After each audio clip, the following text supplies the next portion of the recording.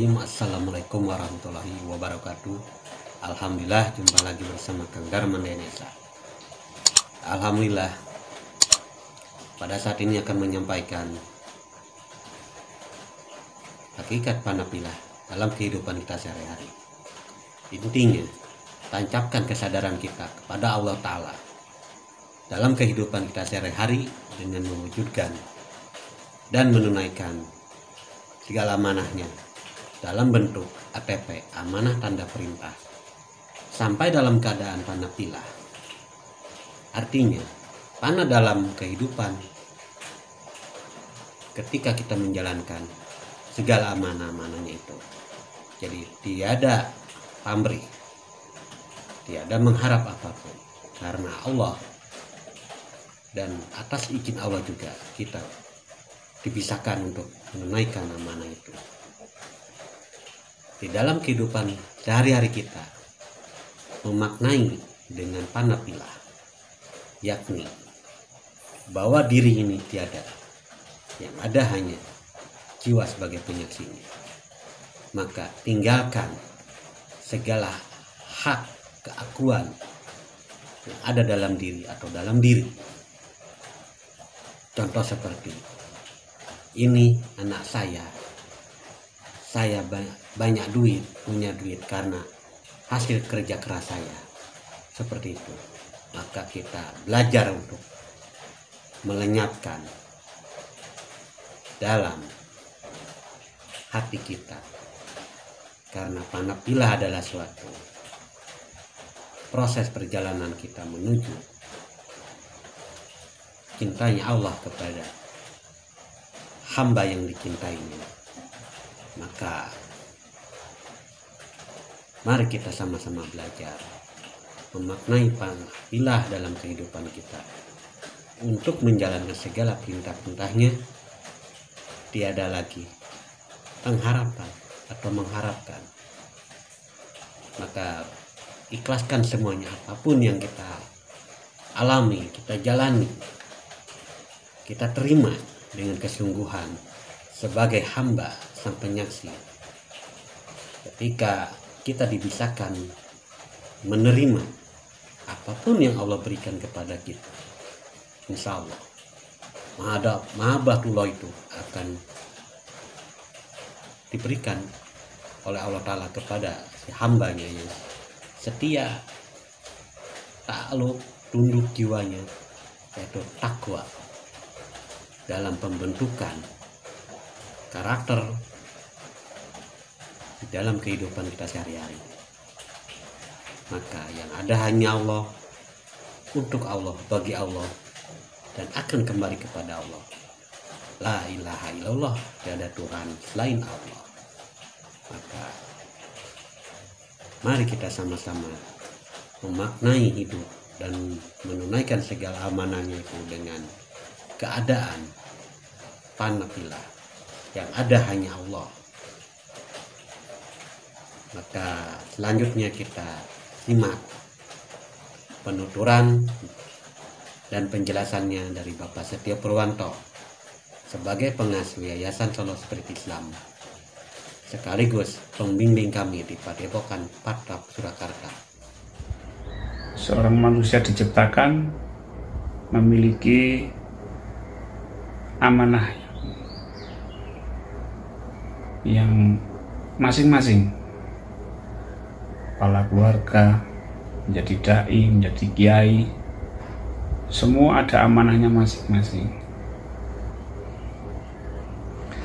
Dalam satu pelajaran berhakikat, bertauhid, maka semuanya akan ditinggalkan. Rasulullah meninggalkan umatnya, seorang suami meninggalkan anak istrinya,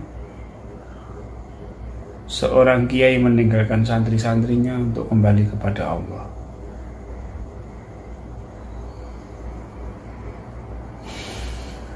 Iya, di dalam pelajaran bertauhid, Allah akan memberikan satu pelajaran bagi hambanya yang betul-betul mendekat untuk hanya memilih Allah, bukan memilih yang lain, termasuk umat, termasuk keluarga. Rasulullah keluarga ditinggal, Rasulullah umat juga ditinggal. Untuk apa? Untuk memilih Allah Subhanahu wa Ta'ala. Maka cinta pertama adalah cinta kepada Allah. Tidak ada kepemilikan. Ini milikku, ini umatku, ini keluargaku. Tidak ada lagi. Hal yang paling besar pada diri Rasulullah adalah umatnya. Itu pun ditinggalkan. Iya, betul-betul murni untuk bisa menuju kepada Allah Subhanahu wa Ta'ala. Pelajaran-pelajaran seperti kita harus meninggalkan keluarga dan kita harus meninggalkan umat, kita harus meninggalkan apa yang kita miliki tidaklah ringan, tapi juga bisa ringan kalau kita betul-betul hanya Allah.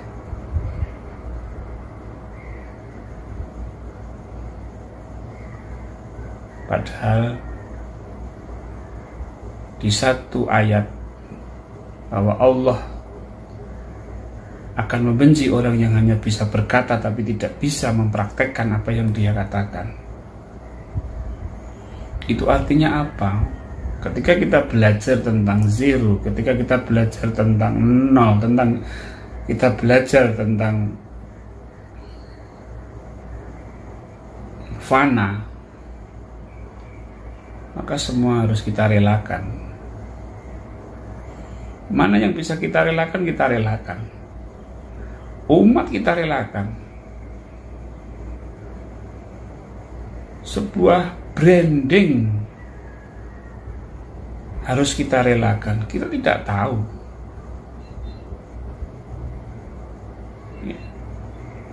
Hal itu akan berjalan, tapi harus kita relakan sejak awal.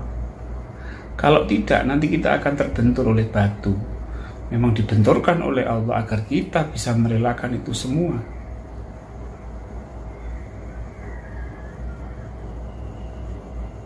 Bukan kita putus asa, enggak.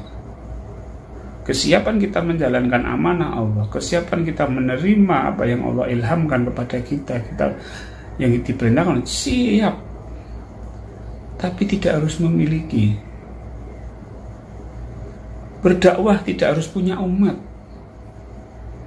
Menjadi kiai tidak harus punya santri. Menjadi guru tidak harus punya murid. Seorang kiai tidak harus punya pondok pesantren. Kalau pondok pesantrennya diminta sama Allah, ya relakan, bukan miliknya dia.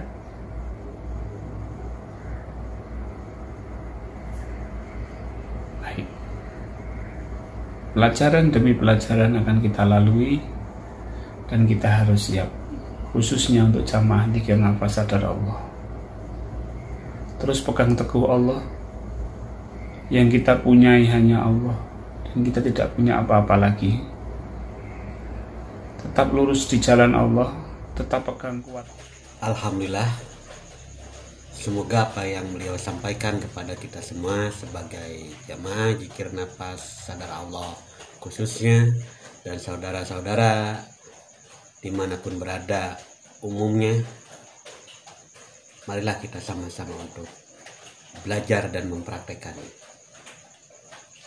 Akhir mukalam, wassalamualaikum warahmatullahi wabarakatuh.